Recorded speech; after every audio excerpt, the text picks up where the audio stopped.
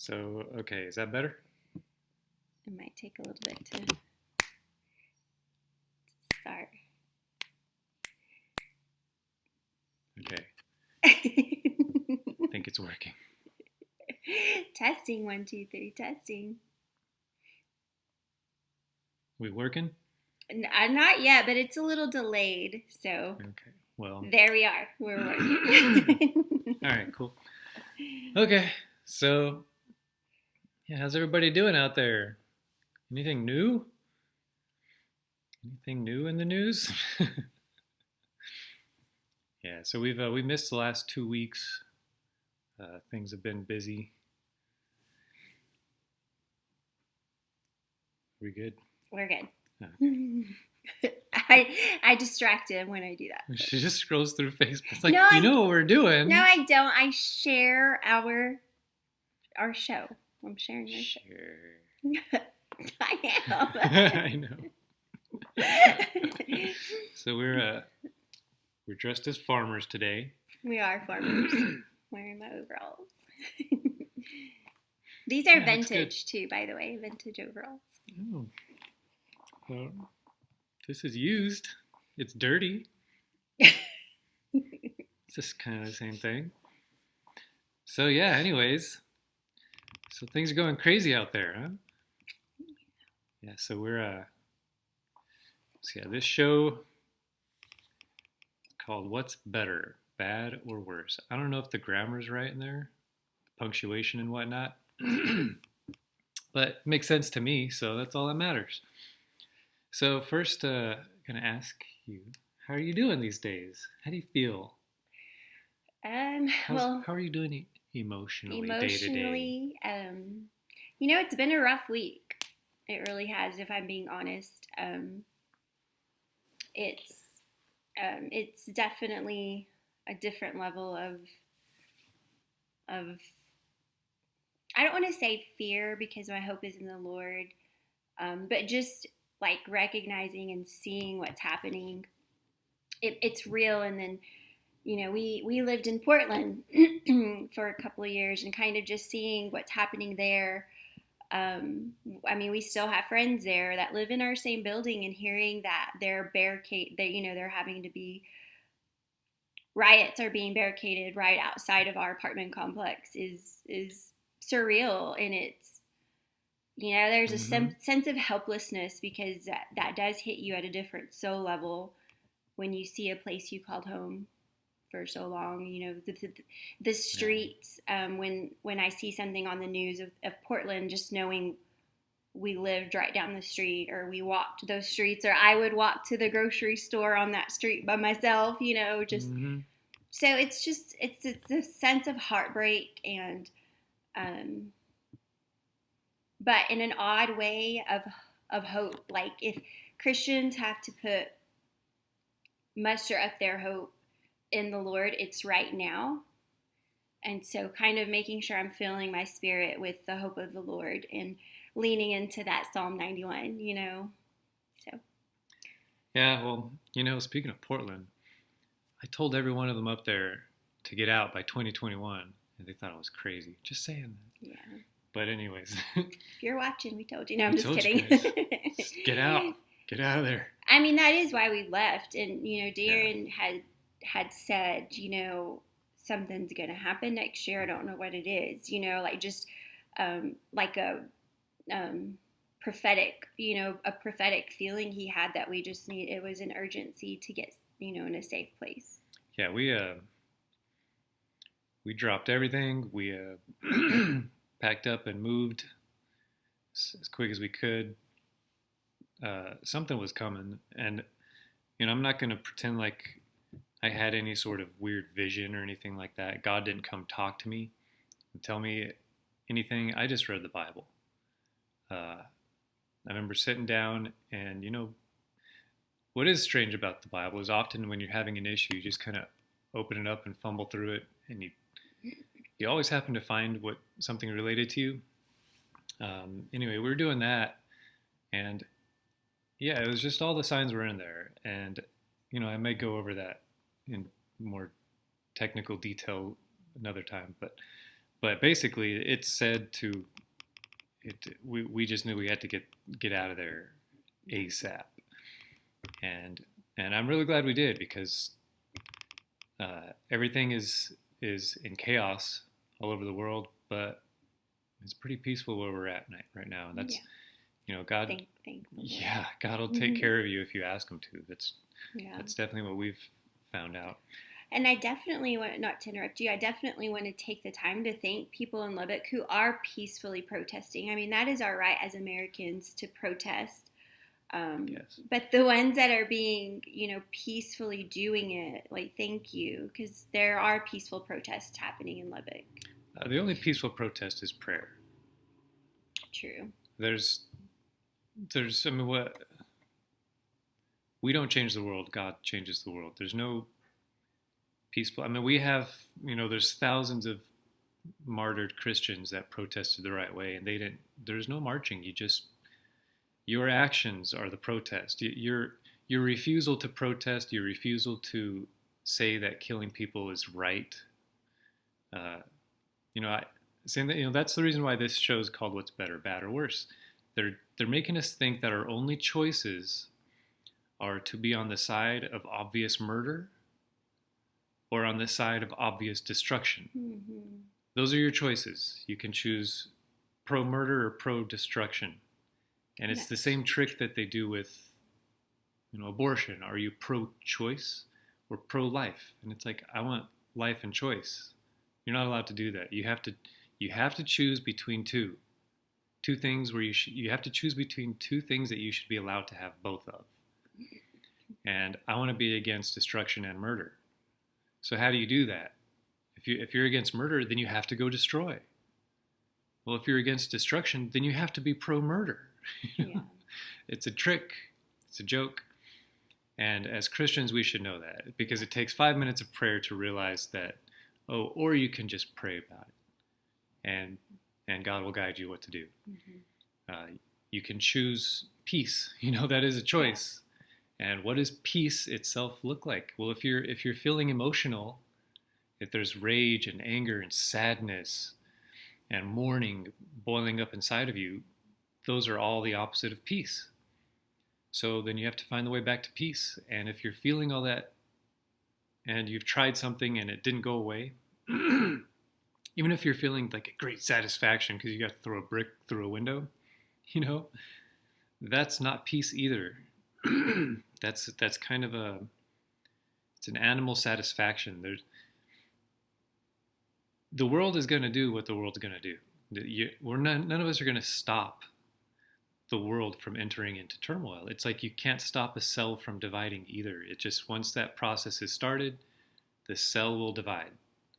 The one will become two. And we can kind of see America doing that. There's a division going on. Same thing that happened with in ancient Babylon. These stories, none of this should surprise us. If any of us have a Bible, and if you have the internet, you have a Bible, nothing should surprise us. This is all, for one, we're all warned against. And two, there's plenty of times that this has all happened before. This kind of pattern. Things get too big and they divide.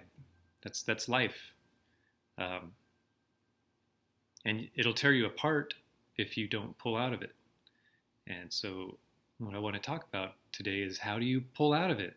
When the world's not giving you that as a choice, that TV, internet, nothing is giving you the choice to just have no part of it. I mean, even the fact that we have to talk about it now, I don't want to. Mm-hmm. I'd rather talk about things that interest me that have a greater impact, like getting into biblical things, but we can't. We have to talk about this because everybody's freaking out, and understandably so. Mm-hmm. I totally understand it. Yeah. Yeah. So, we've come across people that, everybody we've talked to, even our family, everybody feels like everybody's feeling it. Everybody's feeling it. Even if people aren't in it in any way, everybody's feeling something different from within. Mm-hmm. It's like how, it's interesting because we've talked to, my dad or my brother and just other people that are just kind of doing their day-to-day life, at least here in Lubbock. things haven't changed too much. But despite that, everybody still feels it. It's like, how's that even possible? Yeah. You know? And it reminds me of this really, really amazing documentary called Ghostbusters. And I've talked about this because it is interesting when you watch uh, they kind of had it right. How, underneath the city was this river of negative energy, right? And it was making everybody go crazy. There was fighting in the streets, looting, murder. Families are pulling apart. Everybody's hating each other because of this constant flow of in our subconscious of chaos and evil and evil. It's all evil. It's all negative. It just wants chaos and destruction. And that movie is kind of a joke. Obviously it's kind of a kids movie. It's fun. It's a comedy. And I don't think there's an actual river of like ooze under America, but there is that same river of evil in our subconscious. And it's all happening intentionally. There's a reason that this is wanted. People want this. People want you off kilter. They want you off your balance. They want you out of peace. Mm-hmm. And so they're just pushing a constant river of pain, of confusion, and when we see it, the same people on TV have told us one thing and then the opposite. As far as it was 2 days ago or so that the biggest news was this virus, right? Mm-hmm. Well, and throughout that, we've been getting conflicting news from the same people. One day they say to do one thing, and then they say to do the opposite, and then they go back and forth, and it's all to throw you off balance. I mean, even if it's done accidentally on their part, even if they're just doing their best, you'll know things by their fruit. And if the fruit is that we're confused and off balance and we don't know what to do and we're fighting amongst each other, that was the intent. That was the evil intent, even if it wasn't the individual's intent. And so whenever we see the fruit coming out, if we see that it's rotten, then we have to stop cultivating the tree. We have to stop. If we see that everybody's mad at each other, and I never go on social media. I hate social media because it produces bad fruit.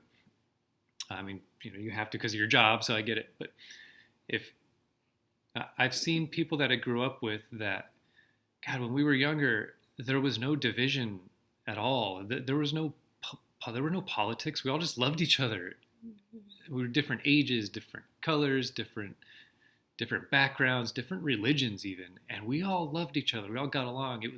We had a blast as kids, and it wasn't until we got older that the world started eating up these children. Mm-hmm. And one thing to remember, and some of you may have heard this before, but it's very true, that people don't have ideas. Ideas have people, and they're like monsters gobbling up individuals around the world. And then they're gone. That person's gone. It's no longer them. They didn't come up with an idea. An idea stumbled across them and ate them up. And, good ideas do that too. But usually it's bad ideas. What you want is to be able to think for yourself. Even if it's a good idea, you want to be able to confront a good idea and then make it your own by meditating on it and coming up with your own idea about that idea. And what we're seeing here is that people are being told that they only have a choice between two bad ideas, and those two ideas are going around just gobbling up people by the millions. And it's sad to watch because I know everybody's smarter than that. I know you people are smarter than that. I've met you. I know you all are smarter than that. I know you're better than that. You can choose. I mean, can you imagine? Even with this situation with, to start it off with a murder, if everybody in that little microcosm chose peace, people would still be alive. And if that didn't happen, let's say somebody was murdered, which leads to this principality of destruction that's just slowly creeping over the whole world because it's protests are happening, riots are happening all over the world now because of this. If everybody involved just chose peace instead, it's like that could solve the issue. People would it would fix the issues, the sub issues. It would just start fixing things. That's just what peace does. It calms. That's what logic does. It calms. That's what Jesus did on the water. To the tempest. And it's anyway. So that's why I asked you to start how you're feeling, because I want people to I want to ask everybody, how are you feeling? Not just so that you can get it off your chest, not just to have a little therapy session. I hope people can stop and to reflect on themselves and see how they're feeling and take note. Because if you're feeling angry, if you're sad, if you're depressed, if you're stressed out, you should know that. Yeah. And then start getting to the bottom of why. Yeah. How are you feeling? I feel great.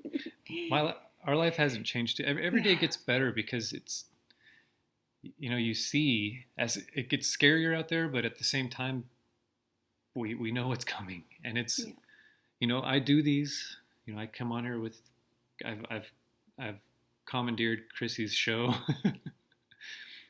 because it's my duty as your brother. It's my job. And I've said before, I really don't like doing this. I don't like cameras. Since I was a little kid, there's pictures of me as like a baby or like a toddler, grumpy because there's a camera around. I've hated cameras. All my childhood pictures, I was making a face in it because I hate it. That's our pictures. Yeah, I hate cameras. I hate social media. I don't get why people need them. I don't get why. And it's not like a judgment. Like I seriously don't understand it. It just doesn't click in my mind why. There's a lyric to a song, and I forget who says it, but it says, "Pictures only prove you can't convince."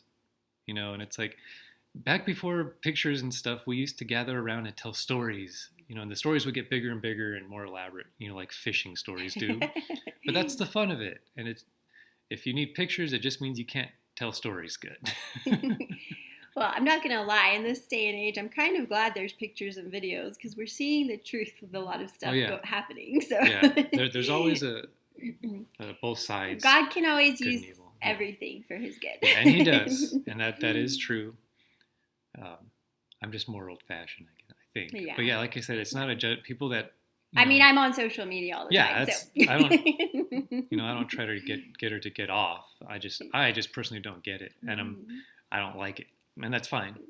People don't like things and people like things. It's no big deal. People have said the same thing about, the printing press, right? When that came out, the Catholics at the time were calling it a tool of Satan, printing press. And they were right because from the printing press, Christianity fragmented into thousands of different, sub-Christian religions. But it doesn't matter because, Christ turns everything upside down, right side up. Yeah. That's what He does.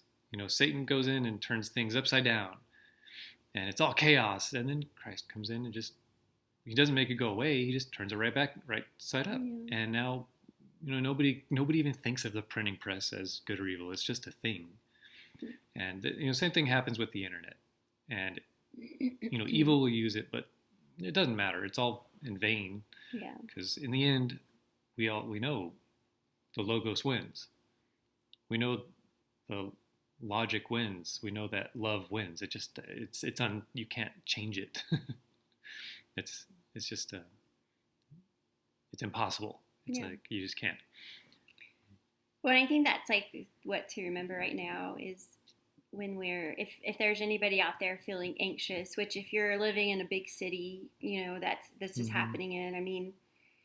As logical as I want to be in life, I, don't know. I would probably be a nervous wreck if we were still in Portland. So, so I get it, and I just get it. Lean into Psalm 91. He is your refuge. He is your strength.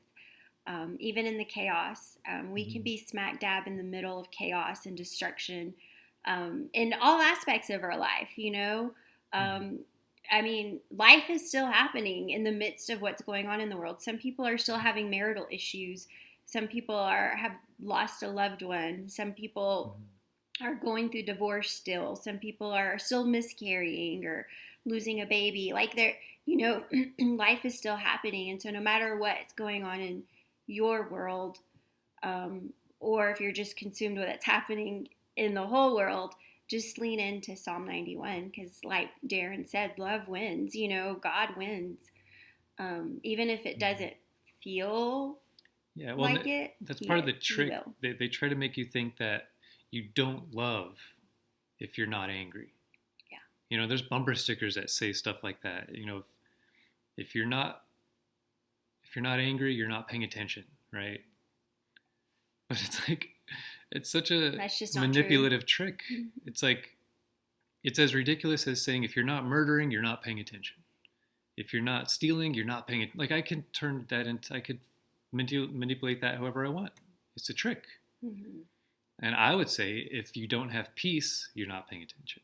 Yeah. And that's far more true because you will get no satisfaction from vengeance. You just don't. It's, when the Bible says that, when God says vengeance is mine, again, everything that's in there is just a fact of reality. That's why so many, the movies are made about revenge. And in the end, it actually doesn't fix anything. The pain's always there. And with this situation, the pain's always going to be there. There's only one way to fix it, and it's not through vengeance. Mm-hmm. It's not through policy change. That's just not, the change can only come from within. If there were some way that we can make, one of the big issues is whether or not the police are doing their jobs right. And if there was some way that we can change each individual cop to be good, well, there is a way to do that. And you can't force it on anybody. It's like the same way, if there were a way we could stop people from doing drugs or murdering or any sort of crime. Mm-hmm. The 10 Commandments didn't do that. When Moses was sent back down with the commandments, they had those for centuries.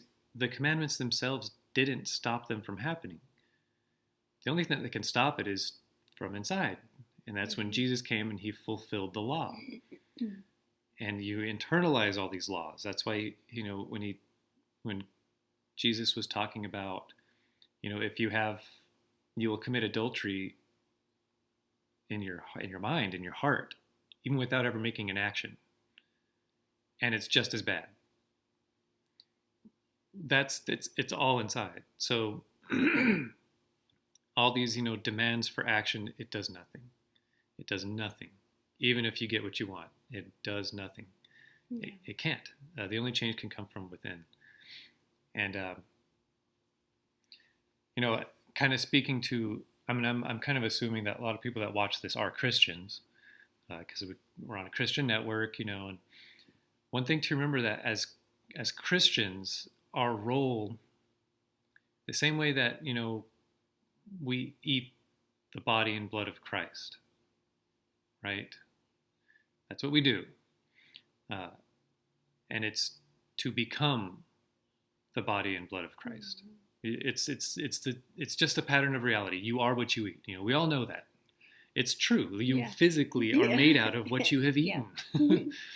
And so, when you eat a cracker and some wine, that does become part of you. Your cells intake it, all the scientific stuff. It's just a fact. You do become, or you could say what you eat becomes you, physically.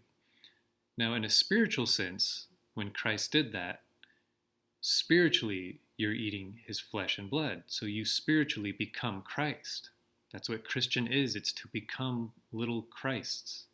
You become Christ-like. If you are like Christ, then that's what you are, if I'm like a basketball player, well, you're scrolling through Pinterest right now. I'm making sure we're still on because, I saw another show on. So, what was I saying? What were we talking about? Go ahead. Nothing. I wasn't saying anything. I was just making sure we were still on because I saw another show on. Oh, I forgot what I was talking Um, anyway, yeah, You're talking about. I'm like a goldfish. I wasn't doing anything but just checking our stream. I know I have an issue. Oh, something about okay. If You're talking about the blood of Christ and how. yeah, okay. So I was saying if I were to say something that sounds kind of crazy, like I'm like a basketball player, what would you assume that meant? If I were to ask you, if I were to tell you, hey, I'm like a basketball player, Mm-hmm. what would you assume? You're like a basketball player or a basketball? Whichever one. That you're tall, you're good at sports. Probably basketball, right? Yeah. Yeah. Well, I would think you're good at all sports because for some reason, I think if somebody's good at one sport, they're good at all sports. Like a jockey riding a horse. Well, okay, so if I were to say I'm like a basketball player, you'd probably assume that I knew how to dribble a ball and throw a basket. I'd probably know how to play basketball. Mm-hmm. Well, if I say I'm a Christian, you'd probably assume that I have Christ-like qualities, not just that I wanted to. A lot of Christians want to be like Christ, but we're not. We're just absolutely not. We make no effort to be that way. We want to be that way. It happens all the time. It's like we want to be fit and healthy, but we don't take any steps to do it. We want to be good at something. I wish I spoke another language, but I take 0 steps to learn the other language. I can't say that I speak Spanish just because I want to speak Spanish. I can't say I'm a Christian just because I want to be Christ-like. You have to take some steps. And yeah, I kind of forget where I was going with that. Oh, okay, I remember. So, yeah, eating the body and blood of Christ. So, if you're doing that, then the goal is to become like that, and then there's another step after that. So if you have them become Christ-like, the goal or the idea is that you are then eaten up by the world. Okay, yeah, that's right. So I'm speaking to, if there's Christians listening to this, you can't expect to become a Christian so that you live a lovely life and become prosperous. I mean, that can happen. It happens all the time. I mean, God blesses, obviously, but the point of becoming Christ-like is to heal the world, is to let the world take you in and then become like you. It's that kind of fractal pattern that gets bigger and bigger. We eat a tiny bit of, symbolically, spiritually, of Christ so that we become like him, so that then we can be eaten also by somebody that needs it, which is the world.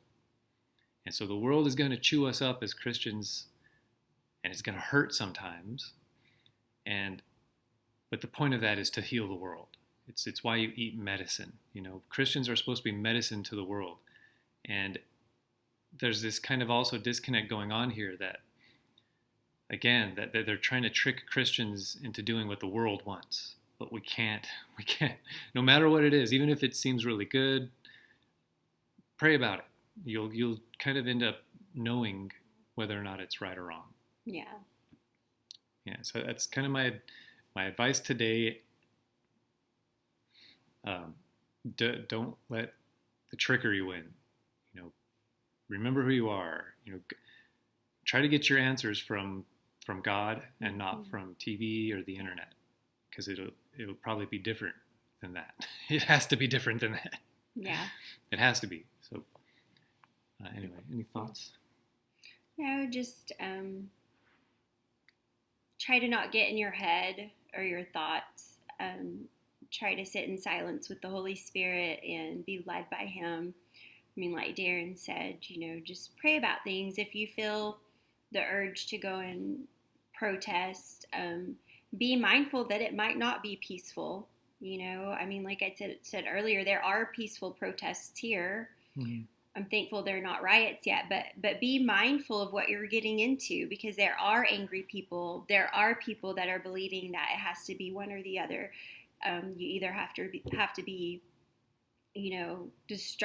pro destruction or just don't care, and that's not true. I mean, we absolutely care, about what happened, but we also know that Christ is love and peace and sound mind, and just making that decision to go out and be destructive is not of God. Vengeance is his, and there's a reason for that, because it can be dangerous. If we take vengeance ourselves, we can get ourselves in a lot of trouble, or get other people in a lot of trouble. And so we just have to really have faith and trust in God. Those are my final words, is we have to seek first the kingdom of God and not the kingdom of revenge, or the kingdom of even like, I'm right, you're wrong. That's very, very haughty, in my opinion. Yeah. We need to humble ourselves and know that some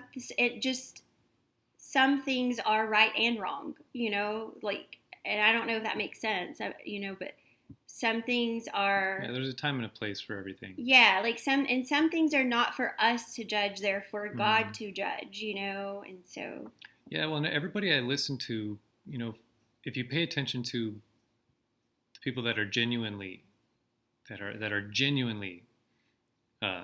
talking about this, they're all saying the same thing. Even people in law enforcement and government, and religious communities, they're all actually saying this. They're all saying what we're saying. That we wish this would stop, and we wish we'd be peaceful, and that it's wrong. I mean, the family of the man who passed away they were saying the same thing. Everybody that genuinely cares is all saying the same thing. Yeah. It's to have peace, essentially, to love each other. And that's what I mean, where, something else is driving these.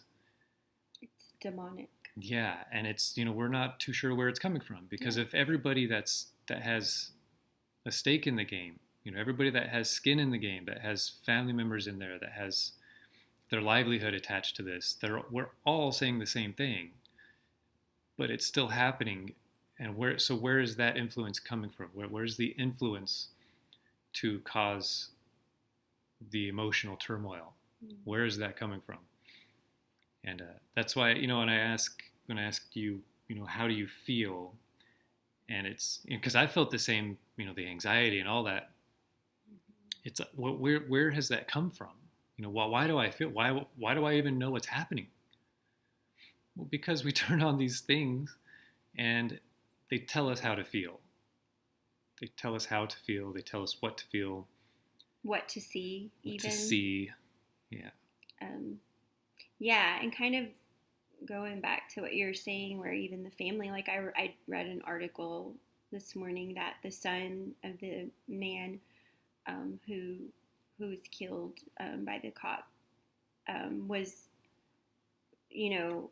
felt like he appreciated the sentiment of people caring about justice, but he wished the violence would stop. And for me, that hurt, because it's like this young man is having to worry about the death of his father on top of seeing the world break out in violence, and more lives are being taken.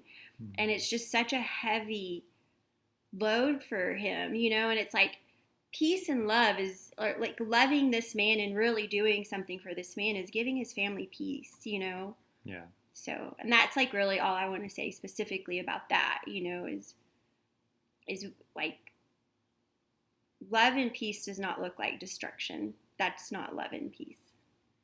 No, not when it's coming from people's emotion. Yeah. It just can't be, if it just can't be. Yeah. So I have a question for you. For the person who is feeling anxiety, or, just even the depression, or maybe somebody's listening that they live in a bigger city, and they're like, I want to go, and like, I have all this anger built up, this injustice. What would you say to any of those people that are feeling those negative feelings? Yeah, I would say, if, like I was saying, figure out, spend some time first. If you feel like you definitely need to go make glass break, if for some reason that what's gonna make this all better is if glass is broken or if things burn. Like if something is on fire, then I will feel better. You have to understand why is that correlating? Why not? If that's as arbitrary as baking a cake, it's like if there was some social movement going on to, if you're angry, go bake a cake, and then everybody's baking cakes everywhere. It's like, that'd be better. That would be better, and then we all exchange cakes, right? Well, then why is it instead of that? Because you're angry, something must be on fire. Yeah.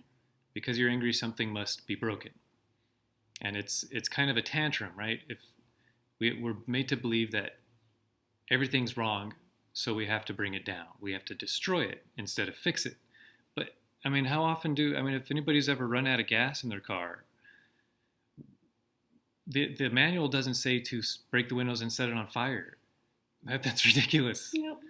The manual says put gas in it, or if you're putting the wrong gas in it, right? Like if that's what's happening right now, where we're kind of putting the wrong gas into systems, and that's why they're all defective right now. If police departments are defective because something's wrong, you don't burn it down, you fix it. There's ways to fix it.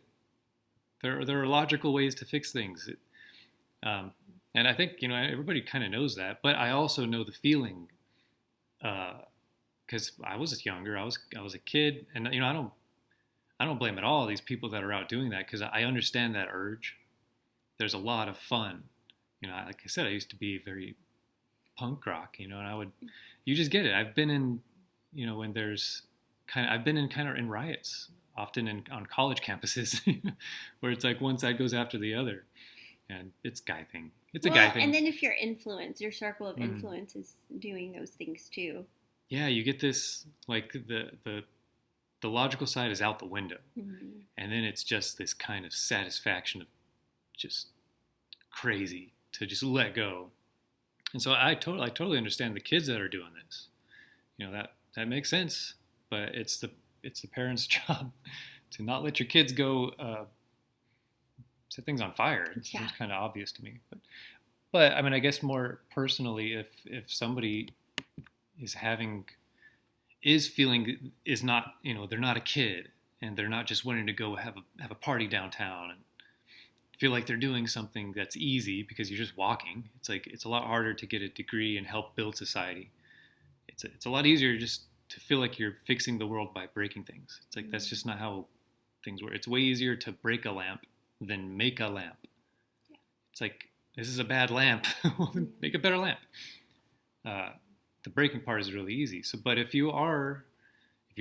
that's not you, and you really are just feeling this, like your heart beats, that anxious feeling all the time, that it feels like heartburn all the time, because you feel that stress. You kind of feel like something's happening.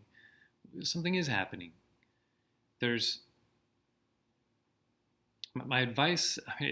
Obviously, my advice is to pray, but a lot of people don't take that seriously. They think that that's kind of a cop out. But you have to understand what's happening when you're praying. If you pray and you just give all that stress, if you just give it away, if you just let God handle it, right? Just let God handle it. That's one person that has stopped being anxious. That means you're not driving as fast. That you're not cutting people off. You're not fighting people in the grocery store.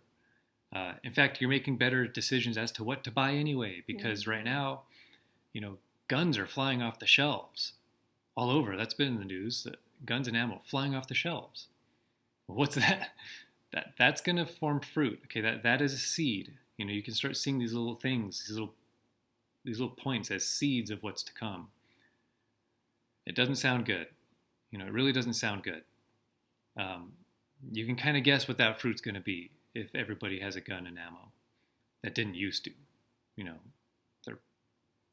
None of them are trained, obviously. That's a seed of something. I can guess the fruit's going to be rotten. Well, if one person prayed and decided that instead they're just going to stay and kind of, maybe read the Bible, or even something less Christian. If they're just going to stay home and enjoy being with their family, and just kind of calm them down and be like, let's sit and pray together. Let's not ask for anything in particular. We're just going to kind of give all this stress away because there's nothing we can do about it. That would be my advice. Can you imagine if millions of people did that? It's like throwing water on the fire. The anxiety would calm down. Yeah, it's cool water on a summer's day, in the desert. That's what that is, and that's what my advice would be is to. And then it also helps you get to know yourself, and then things start being revealed to you. If you're not exactly sure where all that, that kind of storm is coming from, you're not exactly sure. You didn't hear one particular. You're hearing all kinds of things. Well, a wise person doesn't get upset at these things. A wise person, and I'm not saying that's me. I've gotten upset about this stuff. But a wise person, a godly person, a Christ-like person, this stuff doesn't anger them. In fact, they're well aware of it. They know exactly why it happens. You can forgive everybody across the board, from murderer to the murdered, to the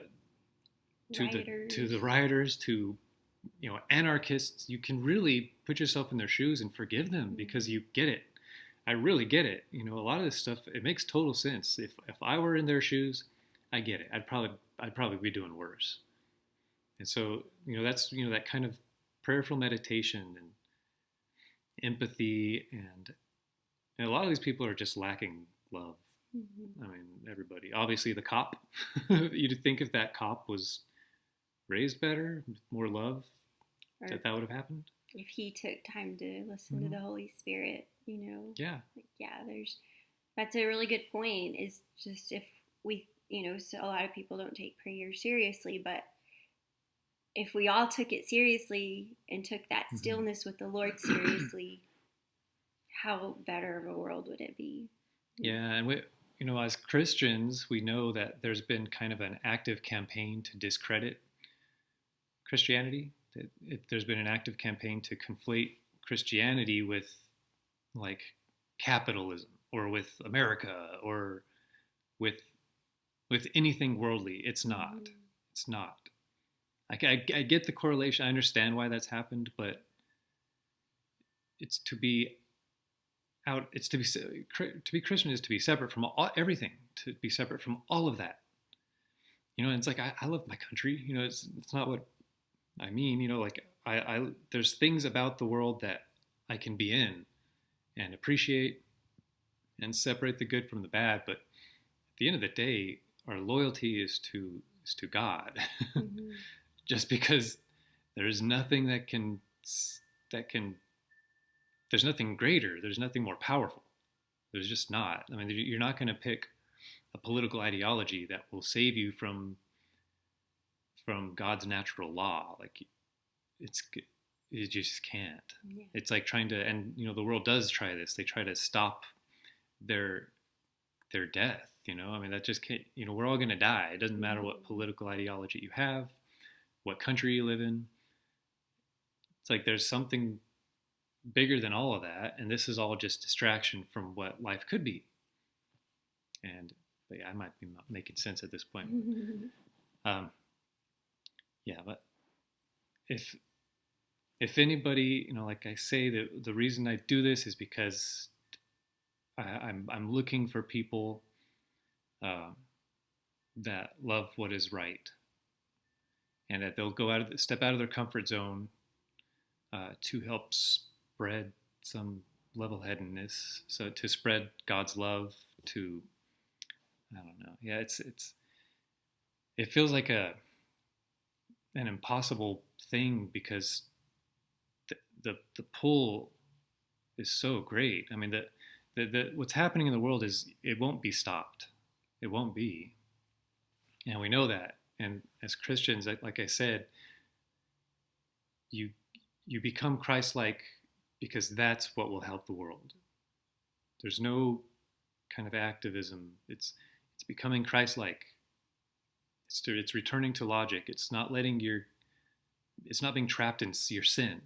Sin is like it's a slave master, It's you can't stop it, and we all know this from we know the effects of things like pornography, and you have no control. That's why you're a slave. You're a slave to your bodily urges, and to be free from that is true freedom. And the only way to do that, the only way to be free from that urge to go break windows, like that's an animal urge. It's emotion, it's anger, it's all of this stuff.